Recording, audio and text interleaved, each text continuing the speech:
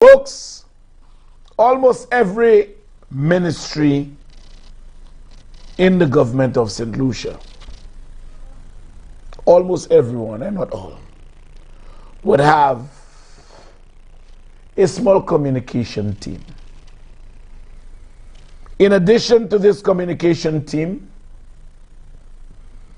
there is GIS, there is NTN,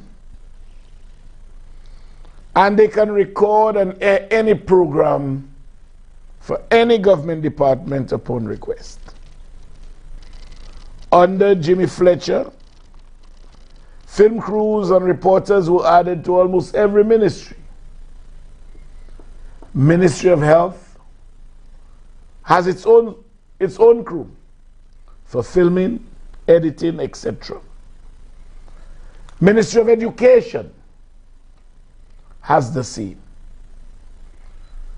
So in other words, there is no need for any government department, absolutely none, to hire a private company to film and produce any government program.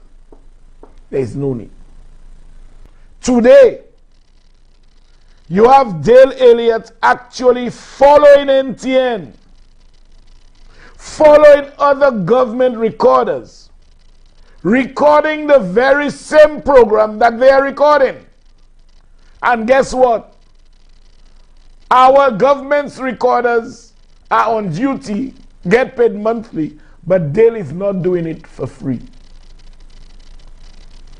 In addition to that, folks, in addition to that, based on the conditions of the issuance of a broadcasting license, the government of St. Lucia has a daily slot on every media house in this country. This is a condition necessary for the issuance of a license in this country. Government has an hour per day. Well, folks, the government of St. Lucia has been charged some $37,000. $37,000 for filming and broadcasting something that the government and people of St. Lucia should not have had to pay 1 cent for. Well, that is an old untold story I'm telling tonight. Put up that invoice for me, please. Yes. The Independent Film Company, it says at the top here, a subsidiary company of Bumper to Bumper Limited. A subsidiary of Bumper to Bumper.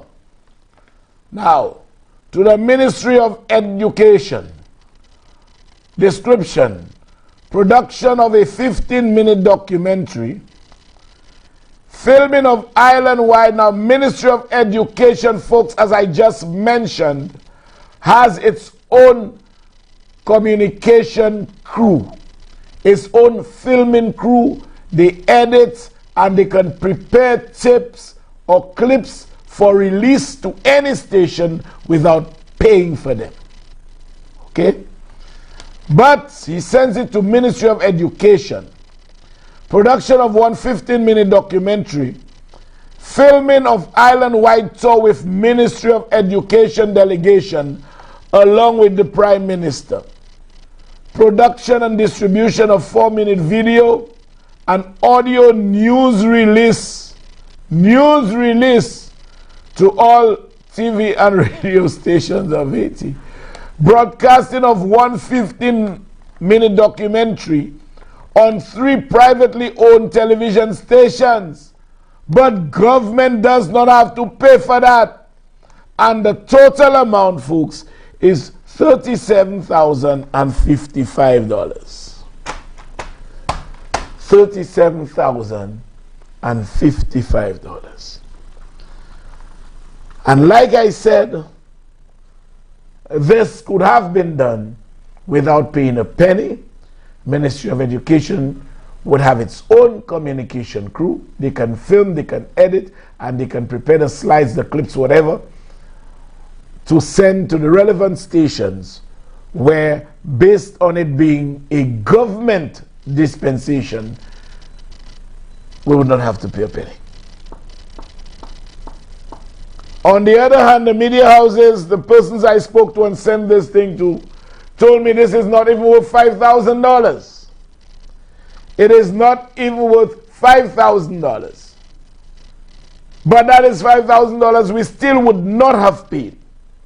But rather than not paying at all, we find $37,055 to give to a party hack.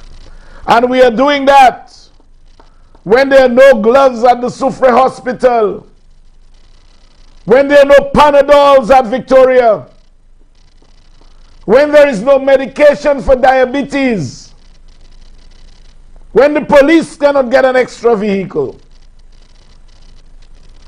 The government finds money to send through the tube of corruption.